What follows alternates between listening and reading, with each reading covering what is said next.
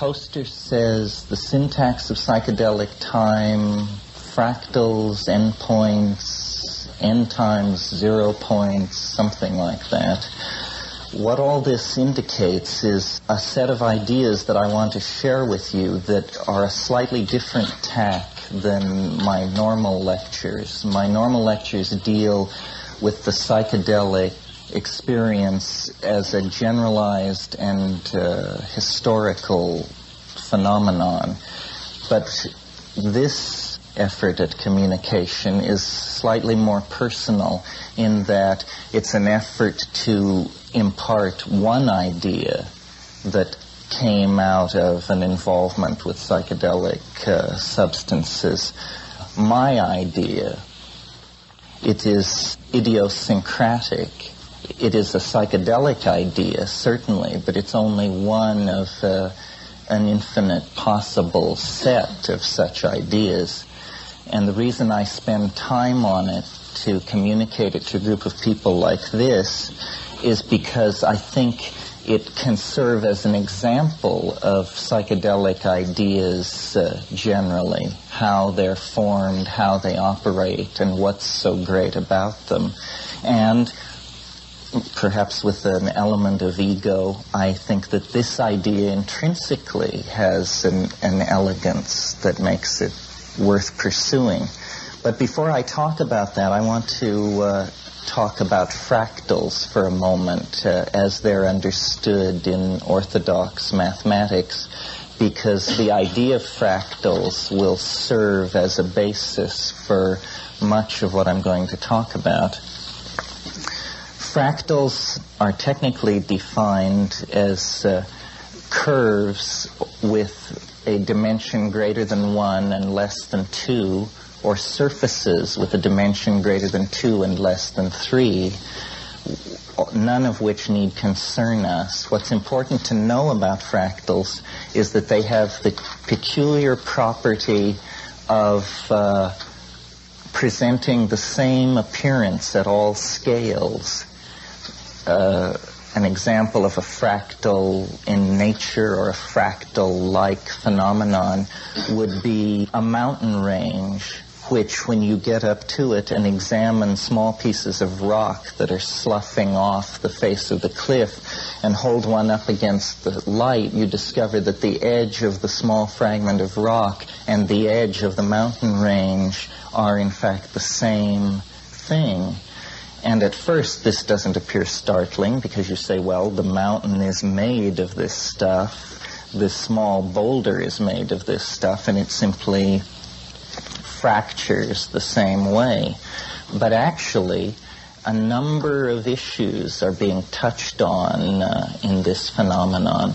First of all, when you begin analyzing nature, you discover that many forms of phenomena are fractal. Coastlines, islands,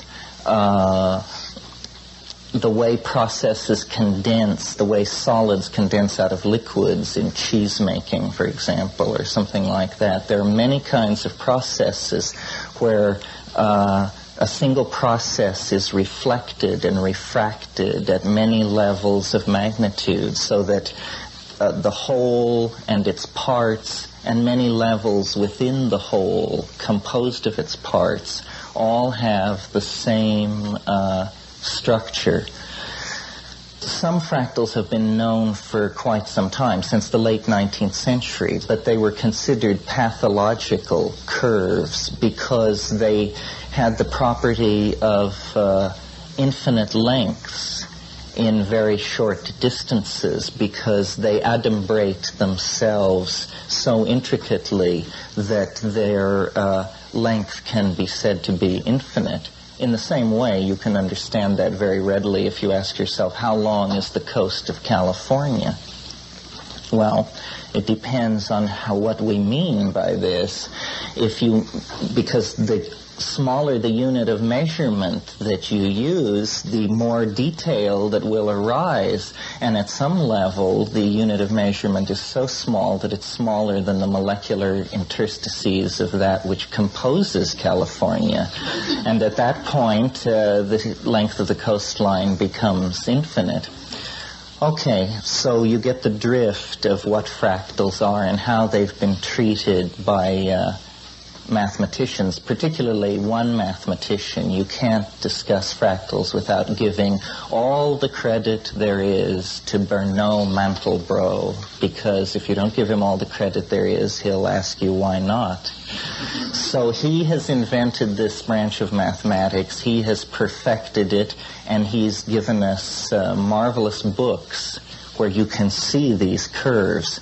And I thought about making this a slideshow because the fractals are tremendously beautiful objects aesthetically. But I decided against that because I want to hold to ideas. This is a think-along lecture, by the way, and you're free to think along at any point that you feel so moved to do so. Okay, so that's what fractals are for orthodox mathematics. The psychedelic part, and what I did with this, was I began to think about time. I've always had this idea that our physics has failed us because it is not true to experience. And every advance in physics has been gained at the expense of moving the terms of physics further and further away from anything that could be called concrete experience, so that what we finally have is an integrated set of complicated equations that we are told correctly map at the microphysical or the cosmological level the objects of nature that we're interested in, but it does not come tangential to our experience. I'm sure you've heard me say this before. So I meditated on time with the idea of fractals in the background, and I noticed certain things which are obvious, except they have implication when the idea of fractals is linked to them. And they're trivial things, really. They're things like every day is rather like every other day, and every week is rather like every other week, and every year, and to some degree every century, and to some degree every millennium. But I noticed that as you raise the ante in these temporal scales, change did become apparent.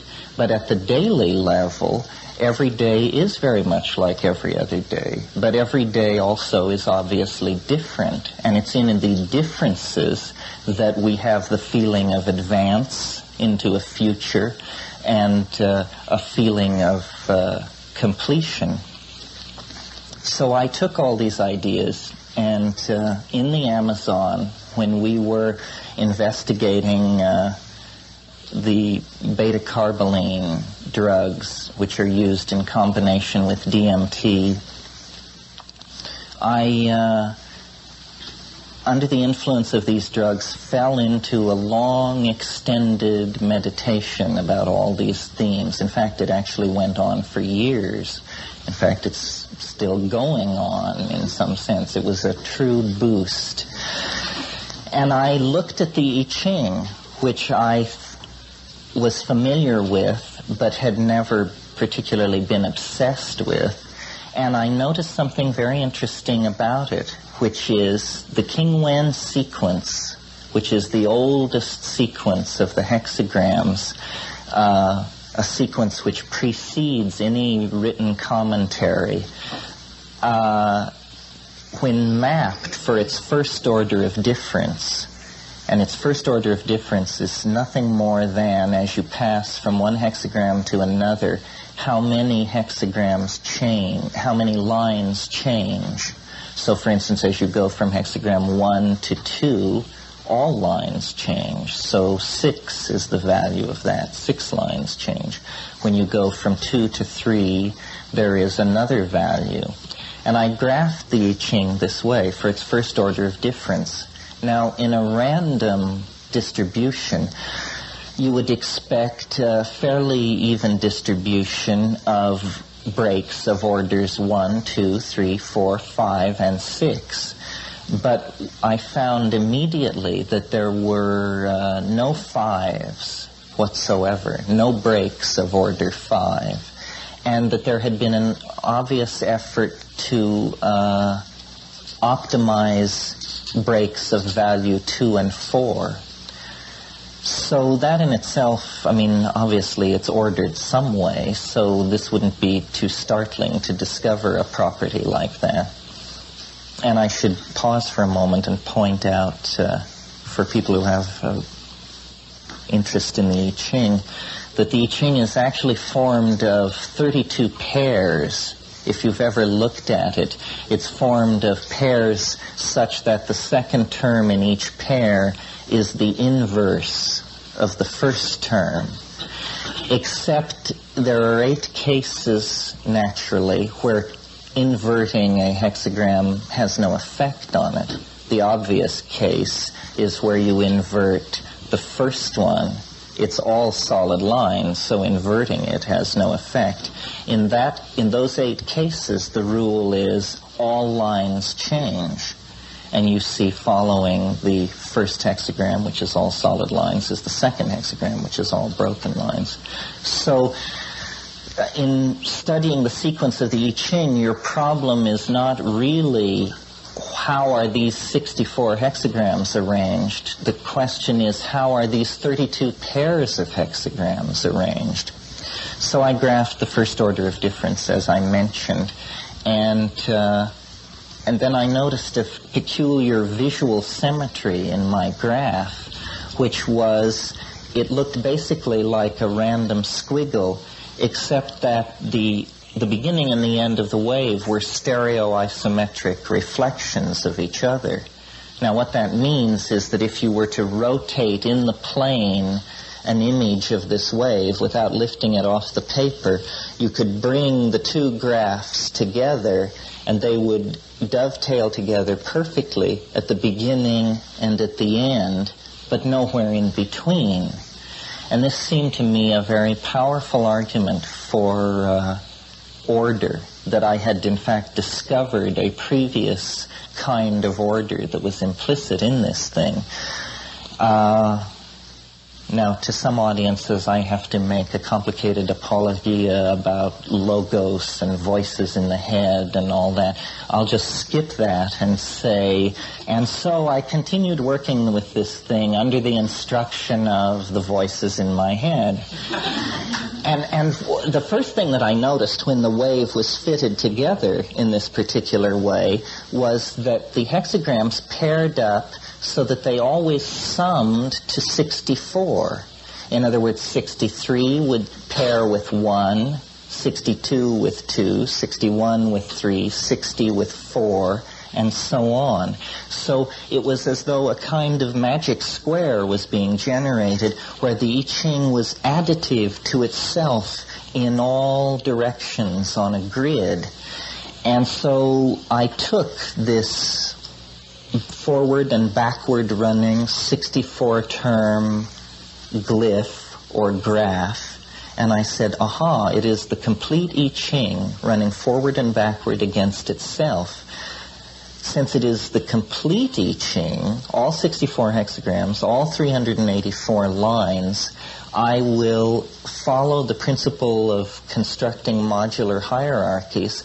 I will collapse it to the simplest term in a system of levels, and I will treat this rather complicated looking thing as though it were a line, one of only 384. And then then from there, over a period of years and many pencil sharpenings, we went to computers and produced very complicated versions of this graph, and then found a way to mathematically quantify it so that it could be, instead of a network of lines running forward and backward against each other, it became a single line running in one direction into the future. Okay, so now what's so great about this? In its own terms, it is a self-consistent idea about time that tries to be true to experience. It's saying that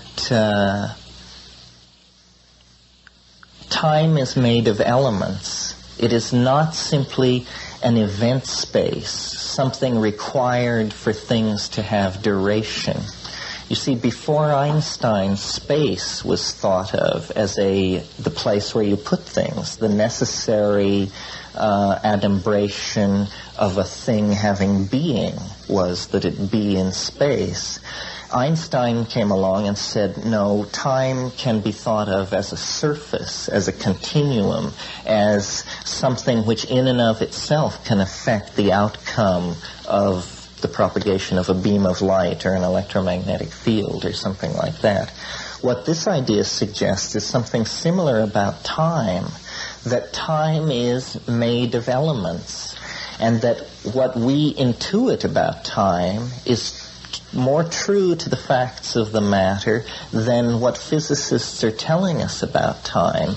What we intuit about time and what astrology and all forms of prophecy and intuition and clairvoyance and all these things are the idea that we can know about time by deploying our feelings into it.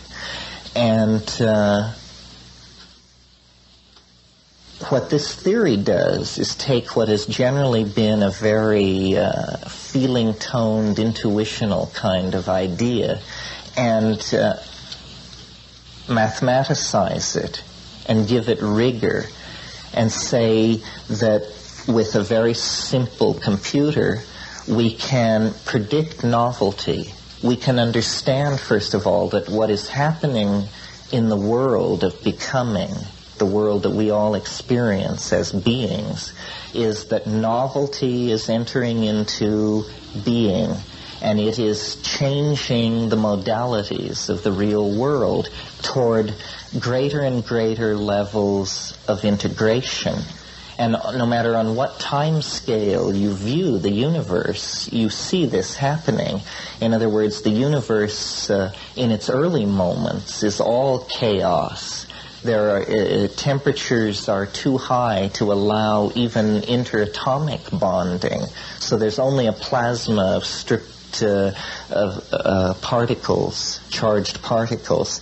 And then as the universe cools, atomic bonds become possible, and atomic systems come into being, which indicate a more refined level of organization.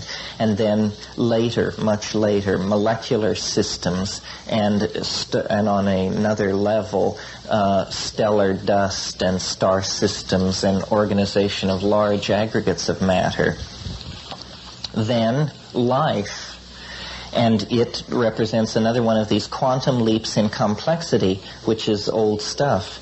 But something else besides a leap in complexity is happening with each of these ingressions into novelty.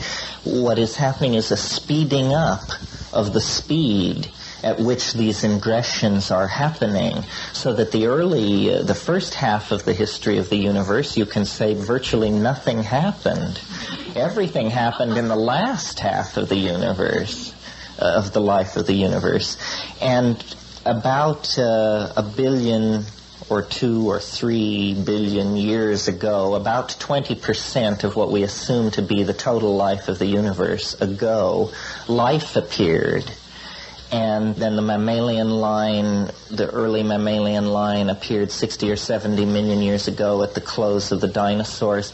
Then we get culture 25, 30, 50,000 years ago, and very shortly after that, mathematics, and very shortly after that, electronic circuitry. And there is this compression of events, which from the point of view of the historian is the major thing that he sees when he looks at the history of the universe. But science has never mentioned this peculiar compression of events and densifying of complexity. Science takes the position that if that's happening, it's unimportant, and it probably isn't happening at all. And science goes to great lengths, though it admits evolution, to make sure that it arises out of non-teleological processes, and to make sure that it's always confined within the realm of biology, so that an orthodox evolutionist is very uncomfortable if you start speaking of stellar evolution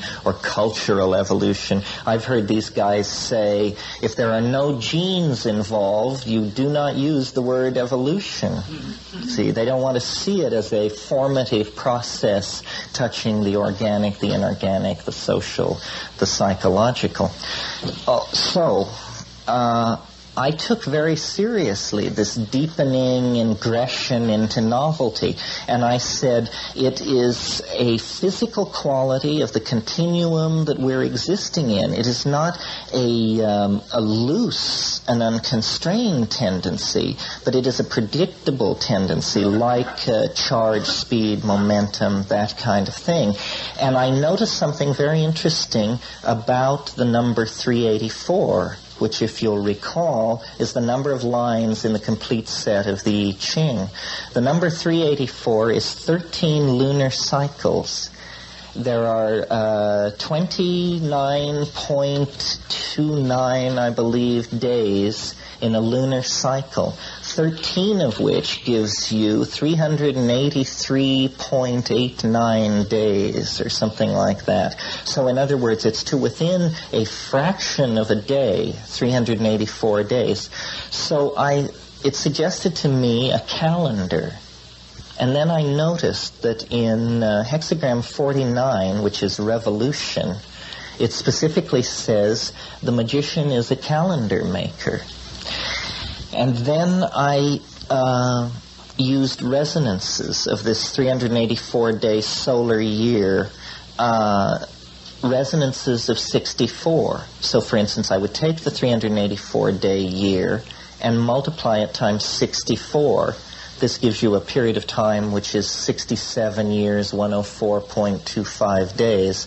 That is 6 minor sunspot cycles and 2 major sunspot cycles. Plus it also, in the invisible landscape, the other astronomical correlations are made clear.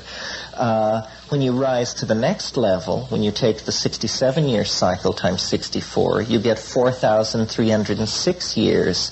This is very close to let's see, half of a zodiacal age. In other words, the precession of the Earth on its nutational axis requires about 25,000 years. And that is what is spoken of when they talk of the Piscean age, the Aquarian age. They're talking about how through the slow procession of the equinox, it is moving from sign to sign. And it takes about 2,000 years for a sign to be transited. So 2 signs can be transited in exactly the cycle of time indicated. I've spent so much time laying this out because I've noticed in other lectures that I've given what has come through to people is the notion that I have a prediction about the end of the world, that I predict an end time. And then there's always lots of questions about what is your eschatology, what kind of an end of the world do you foresee? But what I really am interested in is not the end of the world, but everything which precedes it.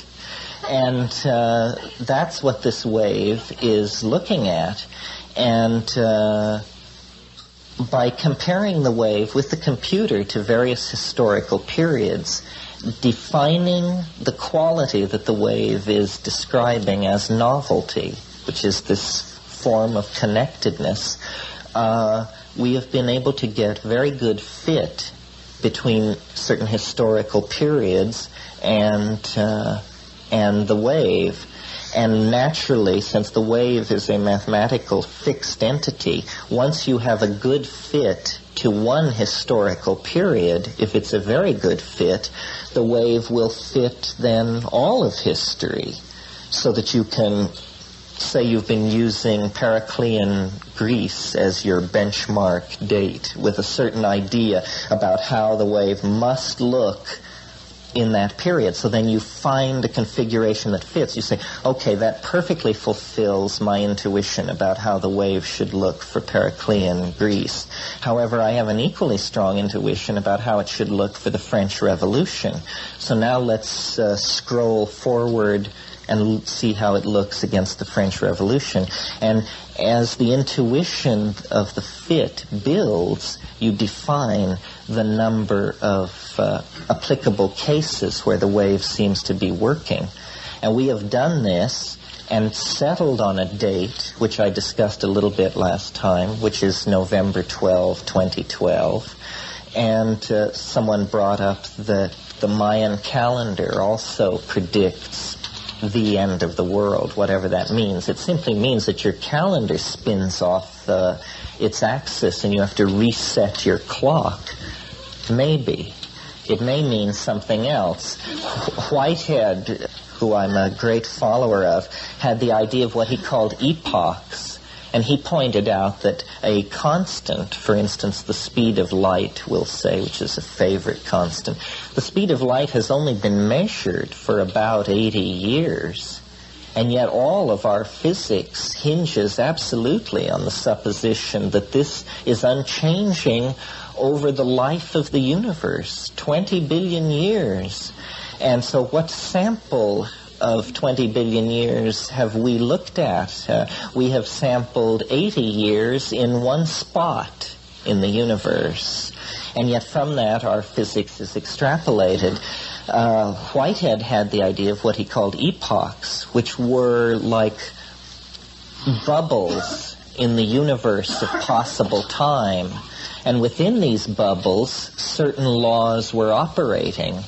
And they would operate consistently throughout the bubble. But when you passed beyond the bubble, you found a different set of physical laws operating. And very recently, this idea, I notice, has been brought back with this inflationary nothing cosmology that's catching on, where the universe may have a false vacuum bottom and may be suspended in a much deeper, stronger, denser vacuum.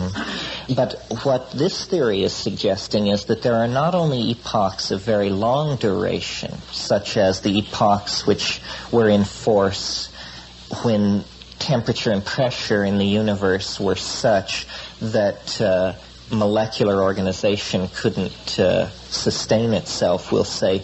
There may be very short epochs where laws manifest that are normally hidden. For instance, the puzzle of human history is something like this. 1 million, 2 million years ago, there were only monkeys on this planet and a very advanced bipedal chimpanzee, perhaps. Now suddenly there are atom smashers and video games, Barry Manilow, all these things. And this has happened with startling rapidity. And it well may be it is because mind is manifesting, the constraints on mind as a force in nature have been lifted over the last 10 to 15,000 years, and nature and mind is claiming these new levels of freedom. And what I see happening, and this is why these lectures always seem to gravitate toward the future, is we are living in a very pivotal time. The time that we inherit from science is a time to humble you, to dwarf you. It tells you that the sun will not fluctuate for another 1 billion years, that species come and go, and that, in other words, that on the temporal scale that you don't matter, and that now doesn't matter. But when you look at the release of energy, the asymptotic speeding up of processes. We tend to be xenophobically oriented toward the human, so what we say is that human history is taking place. But if you were an extraterrestrial lying off in your flying saucer and looking down at Earth, you would not see species. This is a Linnaean European concept that aids in the cataloging of natural products. What you would see if you saw biology is you would see a gene swarm on the planet Earth using species as the reduction valve as it flows through time, but only generally. There are many other ways that genes are transferred through episomes and vegetative propagation and this kind of thing, which doesn't need to worry us. But process and information, which is what has been happening from the very beginning. The atomic system codes and releases more information than the plasma.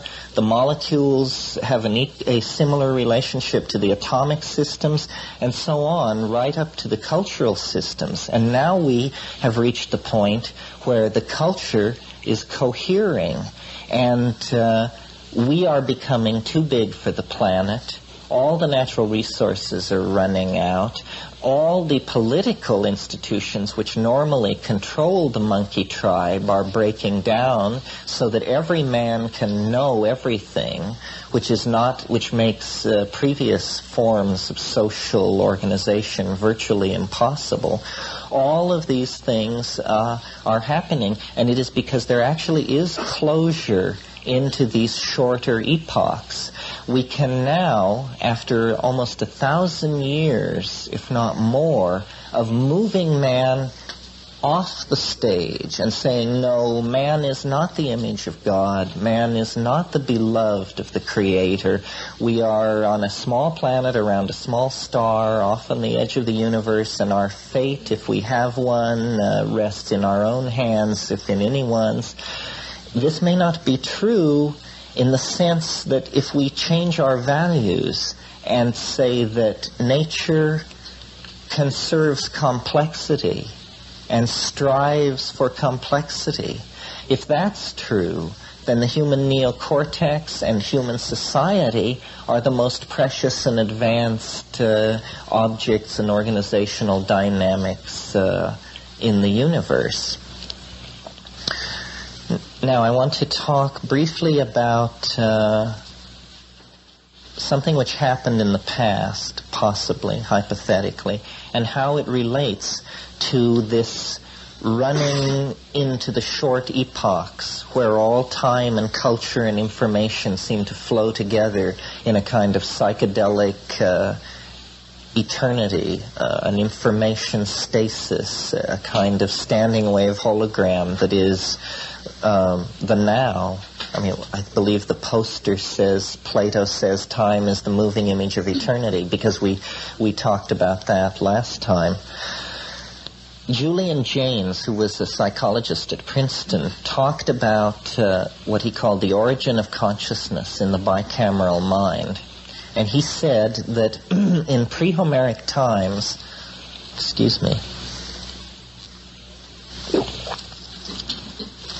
what we experience as ego consciousness was experienced differently by people in those early societies.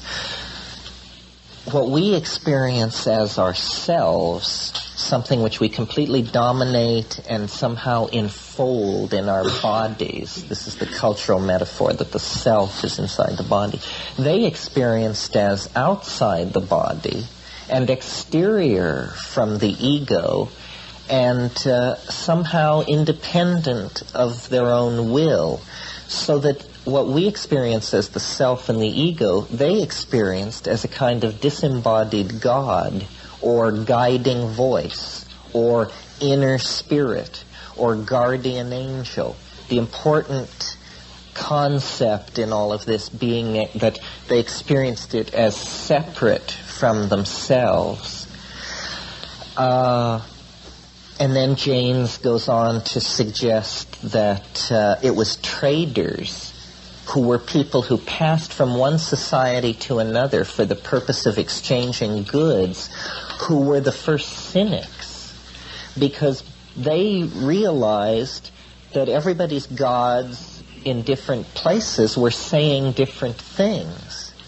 And they realized, therefore, that there was something funny about these gods, that they were, in fact, somehow rooted in human psychology rather than in theogony, in some sense. And they became the world's first egotists, or the world's first individuated people, because they correctly identified a psychic function as arising from themselves, and they integrated it. And then he goes on, I don't want to spend too much time with this, but then he goes on to say that it was the spread of trade, the rise of money, all these things which broke down these dialogues between cultural wholes and their gods, and that when it broke down, that was what shattered that world of city civilizations that is the true ancient world. In other words, the world of Babylon, Ur, Sumer, Chaldea, the states which precede the Hellenic world, were shattered by the breakdown of this dialogue between the people and the god, and kingship. He talks a lot about how the kings were associated with this voice in the head, so everyone thought the king was speaking to them when they were told to go pump water, herd the cows, shear the sheep, whatever they were told to do. Okay, I mention this because I think that something similar is happening in the present, and that unwittingly James may have provided a metaphor for understanding this. We talked a bit last time about the flying saucer and how it was a projection of a future state of mankind, a mobile psychic entity linked to the idea of the exteriorization of the soul and the interiorization of the body in electronic circuitry. I think that what we all experience as our culture, fashion, rock and roll, politics, music, media, all of these things which we experience as the clothing that we must put on in order to be able to talk to each other. This is a kind of God, or a kind of autonomous psychic function that has slipped out of our control, or which has arisen outside of our control, as a legacy of this earlier process of integration in the Hellenistic period, so that phenomena like the nuclear freeze movement, or the rise of the term networking, or all of these integrative, holistic, feeling-toned, you could almost say liberal, or you could almost say that liberalism in its classic 19th century guise is the first faint sounding of this theme. This rising global humanism is in fact the rising into consciousness of a tribal god, similar to the kind of tribal god that functioned in these pre-Hellenic societies. And however, in the present cultural context, cultural evolution is happening so fast that it is not going to take a millennium to pass through, the first faint enunciation of the theme, the full-fledged exploration of the theme of cultural wholeness as exteriorized God or godlike mind, to the integration of it. And the psychedelics, I believe, are the key to moving from wearing culture like clothes to recognizing that culture is this intensifying reflection of an aspect of the self and integrating it into the self. And that's what all the hullabaloo is about, I think. And I think that this is happening. And if the date 2012 means anything, it means simply that we could take that as, we could make a statistical model of what's happening and say that on November 15th, 2012, a sufficient number of people will have integrated this state of global electronic selfhood that it will be irreversible. That up until a certain point, when any stochastic process begins to happen, or when any cascade begins to get going, up until it has a certain momentum, there is a possibility of many different bifurcations leading to different end states. But once a certain amount of energy is in the system, then you can say, it's going to go all the way. And I prefer to probabilitalize all of these predictions of the end of the world, and to think of them simply the way you think of a particle in the quantum mechanical model. When we assign a position to the particle, we understand that the particle isn't at that position, that that point is merely the center of a cloud of probable positions, any one of which could be occupied.